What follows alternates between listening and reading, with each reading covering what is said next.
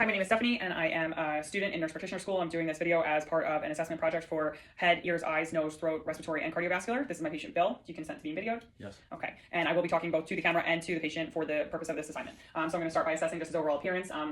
His face is symmetrical, his eyebrows are symmetrical, his skull I'm going to inspect for masses, but also I'm going to palpate because with somebody with this much hair, mostly in women, but also obviously in this situation, there is a significant amount of hair, so I'm palpating for masses, and I do not feel anything abnormal. I'm just going to ask you to take your hair down. I'm going to quickly assess through, for the purpose to keep this video fast, I'm going to assess through with the tongue depressor, different sections of his hair, do the back of his head just to assess for lesions, any abnormal lesions or growths under his hair. Obviously, in real time, this would be more thorough. You can put your hair back up. Additionally, I'm going to do the same with his beard, just to, again, assess for lesions and growths that would maybe otherwise not be found just on blatant visible inspection. So again, just feeling for any growths or abnormalities under the beard, under the hair. I'm also going to just assess his orientation. So do you know who you are? Yes. Bill. Do you know where you are? Yes, home. Do you know what we're doing? Yes. Testing my... Making a video. Making a video. And do you know what day it is? It is Sunday. Okay, so he's alert and oriented times 4. So his orientation is appropriate, his affect is appropriate, he's keeping eye contact, the appropriate amount of eye contact. So in regards to that, he has an appropriate orientation and affect. I'm going to continue with the facial assessment. So he's just assessing his skin. Skin is appropriately colored for his ethnicity. I'm feeling for any abnormal masses. I don't notice any lesions. His skin is intact. There is some dry skin in areas, but other than that, everything is normal. I'm going to assess facial sensation. So I'm going to hold a sharp and a soft. I'm going to ask you to close your eyes. Soft. Sharp. Sharp. Yep. And that's appropriate. I didn't do his chin because, again, the beard, so you can do chin, cheek, and forehead. So in this situation, I did cheek and forehead. Appropriate facial sensation. Now I'm going to just assess his temporal muscles. Can you clench? Any tenderness there? No. All right. And also his masseter muscles. Can you clench? Any tenderness? No. I'm going to ask you to open your jaw. Close it. I don't hear any. Okay, now I'm going to do the eye portion of the assessment. So again, I'm just going to look at his eyes. They are equal. They are equally heighted bilaterally. They are moving appropriately with each other. The eyebrows, again, are normal and equal bilaterally. He has a normal, appropriate amount of eyelashes on both his upper and lower lid. There is no eyelid drooping. There's no eye drooping. There's no overt erythema or swelling. There's no lesions noted around on the skin around his eyes. No redness or tenderness, like I said, or swelling of the eyelids or the under eye. I'm going to start with a vision exam. So I'm going to have him read the vision chart that I have. I'm going to stand at the appropriate distance. And first I'm just going to have him read with both eyes what the lowest line that he can read from here. FELOPZD. Okay, so which is 20/20. Now I'm going to have him hold his hand over his right eye and read with his left eye the lowest that he can. PBCFD. Okay, try it again because you got it wrong. PECFD. Okay, so his left eye is 20/40. Now I'm going to have you hold your hand over your left eye and read with your right the lowest line. EDFCZP. Which is 20/30. Okay, so that is the completion of the vision portion. So now what I'm going to do is I'm going to assess his ocular movement we're going to be assessing cranial nerve 3 and 4 and 6. So his eyes are being held open and intact by his eyelids, which is cranial nerve 3, so that's appropriate. And then I'm going to ask him to follow my finger with his eyes and assess ocular movement, which is indicated by cranial nerve 4 and 6. So I'm going to move my finger in an H formation, and I'm just watching his eyes move, and they are moving appropriately, which would indicate that cranial nerve 4 and 6 are intact and functioning. Next, I'm going to test for nystagmus. So what I'm going to do is I'm just going to shine a dull light in his eye, not a bright light, but a dull light, and I'm just going to watch for stagnation. And if one eye is moving at a different rate or inappropriately, not in coordination with the other, both are moving appropriately, so no nystagmus. Sorry, I'm also going to move my finger towards his face and just make sure that they, again, move equally and bilaterally. Good. Okay, so now what we're going to do is we're going to just physically inspect his eye. Again, I'm going to use a dimmer light just to inspect his eye, the internal portion of his eye. So I'm going to hold up his eyelid, and I'm just going to assess. There are no brown dots on the iris. His sclera is white. His conjunctiva is pink, not irritated. I can also see his lacrimal gland. Now I'm looking at his left eye. Again, no brown spots in the iris. Sclera is white, appropriate, not irritated. Conjunctiva is pink and appropriate. And again, I can see the lacrimal gland. So upon inspection, his eyes are appropriate. Now I'm going to take my ophthalmoscope.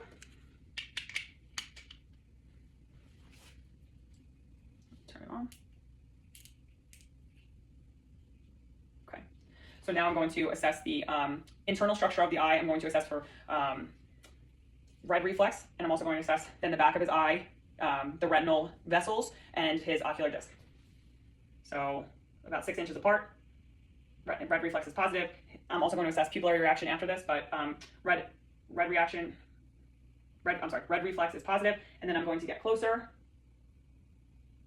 Optic disc is appropriate and sharp. Edges are sharp. Vessels are appropriate. And there are no inappropriate vessels on the macular. Again, I'm going to do it on the left side, so about 6 inches away. Red reflex is appropriate and intact. I'm going to get closer. Ocular disc is, look directly at me. Ocular disc is appropriate. Edges are sharp. No abnormality seen. Retinal vessels are appropriate, and there are no retinal vessels around the macular. Okay, now I'm going to use the pen light again, just to assess the pupils because I skipped that. So pupil constricts with the light. The other pupil also has some slight constriction as well. So that's direct and consensual. Left side, pupil constricts. The right pupil also consensually constricting. So the pupils are equal, reactive to light, and round. And that concludes the eye exam. Okay, now we're going to perform the ears, nose, and mouth portion of the examination. So first I'm going to start with the ears. Again, just assessing if they're equal bilaterally, having him look straight at me. They are of equal height. I'm going to assess each one. The skin for correct color, make sure there's no overt lesions or abnormalities behind the ear as well. I'm going to palpate the pinna and the tragus. Does that hurt? No. I'm going to do the same thing on this side. Palpate the tragus and the pinna. Does that hurt? No. Check behind the ear, no overt lesions or abnormalities seen. Skin is appropriately colored for his ethnicity. I'm going to take now my otoscope and I'm going to look into the ear canal. Doing both, I'm going to pull the ear back and out as you do on an adult. Looking in the ear canal. So canal is without redness, erythema, swelling. The tympanic membrane is pearly and gray, and it is without bulging or redness or perforation. I'm going to do the same thing on this side. Again, ear canal is without any lesions. There's no foreign body seen. Tympanic membrane is gray and pearly without perforations or redness. So the interior portion of the ear is appropriately assessed. I'm now going to assess his hearing. So first we're going to do the whisper test. I'm going to have you stand up and face forward. I'm going to whisper, have you hold your left ear. I'm going to whisper a letter. M. Okay, hold your right ear. Okay. So those are correct. Please sit back up on the table. So the whisper test was a correct and appropriate response. Now I'm going to do the rind test. The rind test, I'm going to hit the poop fork. I'm going to hold the fork on the bone behind his ear, and he's going to tell me when he stops hearing it. No. Do you hear it now? Mm-hmm. Is it louder in the air or the bone? Second one. Air. I'm going to do the same thing on this side. No.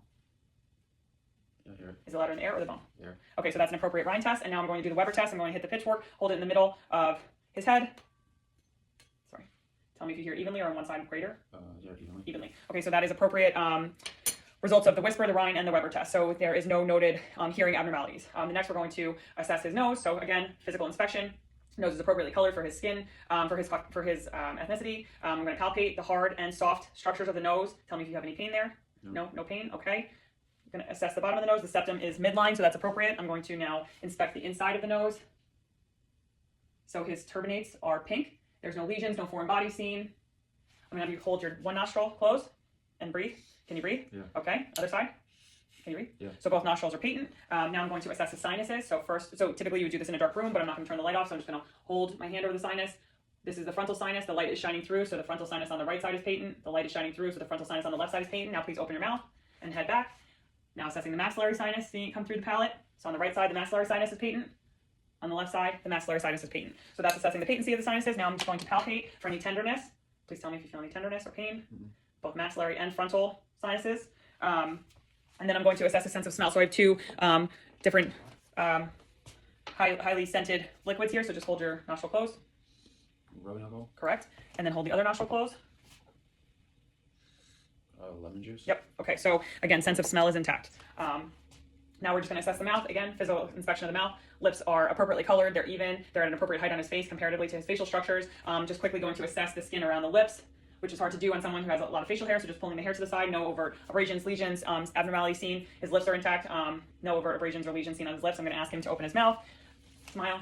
Teeth are clean, appropriate. I'm going to put on a glove. This glove is latex, but he does not have an allergy to latex. I did already assess that. But in a setting, you wouldn't want to use latex if you had non-latex gloves. Now open your mouth. And just feeling the inside of the mouth like you would at the dentist's office for any abnormalities, both under the tongue. I can also see the submandibular glands. Top of the mouth, no abnormalities. Now I'm going to hold the tongue and assess for any abnormalities. No lesions seen. No abnormalities. Now I'm going to use a tongue depressor. Say ah. So his uvula rose, his uvula is midline, so that is appropriate. His tonsils are not red, they're pink. They are not irritated, swollen, so no abnormalities seen of the tonsils, no abnormalities in the uvula, and that is his gag reflex, which is cranial nerves 9 and 10. So those are appropriate. Now we're going to work on his sense of taste. So I do not have taste strips, so I do have a spray bottle with either sour, salty, or sweet in it, and he's going to tell me what he tastes. sweet. which is correct because that was juice. So that his sense of taste is intact, which is cranial nerves 7 and 9. And I think that is it for the ears, nose, and mouth. Okay, now we're going to proceed with the neck and chest evaluation of the assessment. So first we're going to just inspect the neck, head up.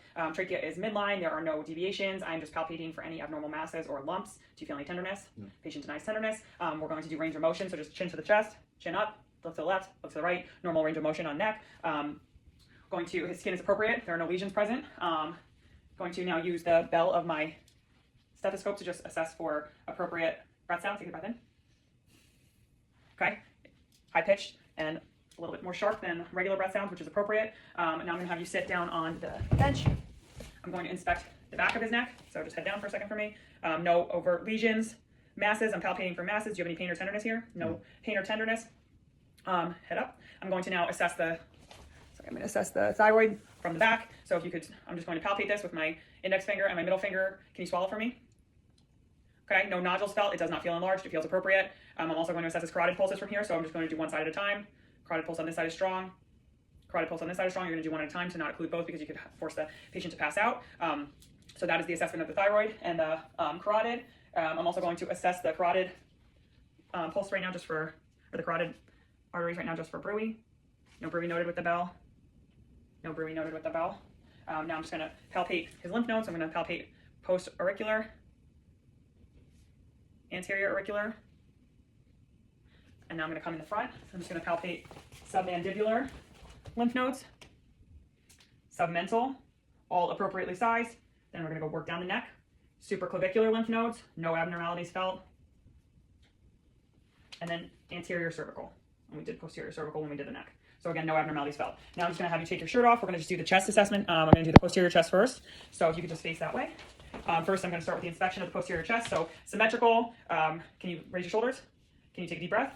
Symmetrical. I'm going to assess the diaphragmatic expansion. So if you take a deep breath, correct? Take a deep breath.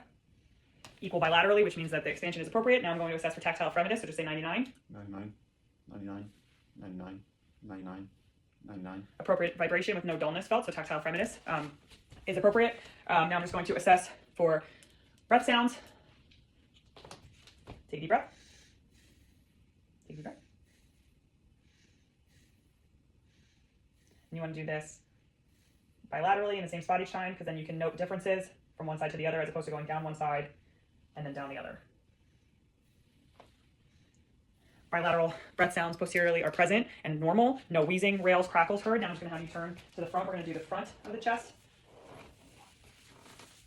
I'm actually going to just assess for bronchosphonia as well. So I'm going to use the bell and have you say 99? 99, 99, 99, 99. Okay, so I was assessing for bronchosphonia. I did forget that. Now we're going to do the anterior thorax. So again, coming in front of him, making sure that he is symmetrical, shorter shoulders. Take a deep breath. Now I'm going to palpate for any masses.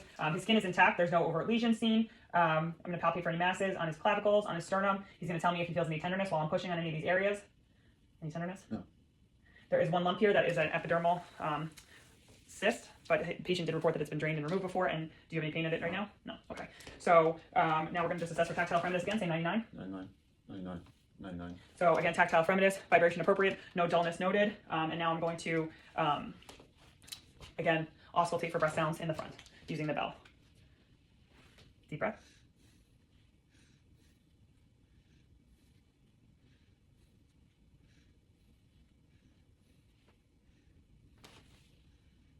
So again, breath sounds equal bilaterally, all present in all fields, and no adventitious breath sounds heard, no wheezing, no rails, no crackles. So that is the anterior chest assessment. Now I'm going to perform the cardiovascular section of the assessment. So I'm going to auscultate using both the bell and the diaphragm, the 5 points of the heart sounds. So first I'm going to start at the aortic valve, which is the second intercostal space on the right-hand side. And then I'm going to move over to the pulmonic valve, which is the second intercostal space on the left side. Then I'm going to go down to the third intercostal space on the left side, which is Erb's point. The fourth intercostal space, which is tricuspid valve. And then the fifth mid-clavicular intercostal space, which is the mitral valve. Listening to all 5 of those with the diaphragm, no adventitious sounds, no abnormal extra heart sounds, no S3, S4, no murmur. And then I'm going to do it again the same with the bell. I'm going to do it a little bit quicker this time, just as an example, assessing for all 5 sounds. Again, normal sounds, no extra sound heard, no murmur. I'm now going to have him lie down, so if you could lie down with your feet this way. We're going to do the same breath sounds with laying down. This is not ideal, this is not an exam table, but we don't have one here. So again, starting with the diaphragm, listening to all 5 sounds. Aortic, pulmonic, Erb's point, tricuspid, and mitral, and then again with the valve. Listening for both high and low pitch sounds. That's why you switch the stethoscope. From the supine position, I'm going to additionally assess for jugular vein distension. So I'm going to ask you to look over up into your up that way. Yeah, there you go. So no overt jugular vein distension. Please look this way. No overt jugular vein distension. If I did, I would be taking the jugular vein angle as an assessment for the severity of the jugular vein distension. Additionally, we're going to assess for the aortic. Hold on one second. We're going to assess just inspection and palpation of the aorta. It's to the left of the midline. You're going to palpate for the edges of the aorta, so he's at about 2 centimeters, which is an appropriate size for the aorta. If you felt larger, it could be indicative of aortic dissection or other aortic aneurysm or other abnormalities of the aorta. So now we're going to just, using the bell portion of the stethoscope, assess for bruit in the area of the aortic valve, or the aortic artery, I'm sorry. And then you're going to assess bilaterally in the area of the renal arteries, the iliac arteries, and then the femoral arteries.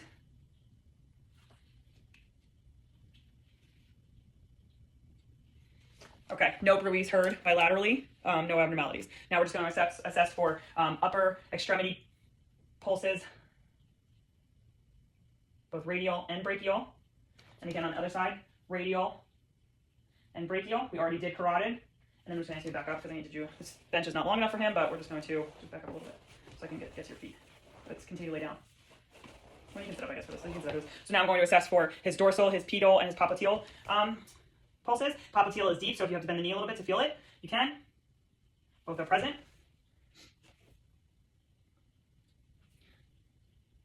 Both are present.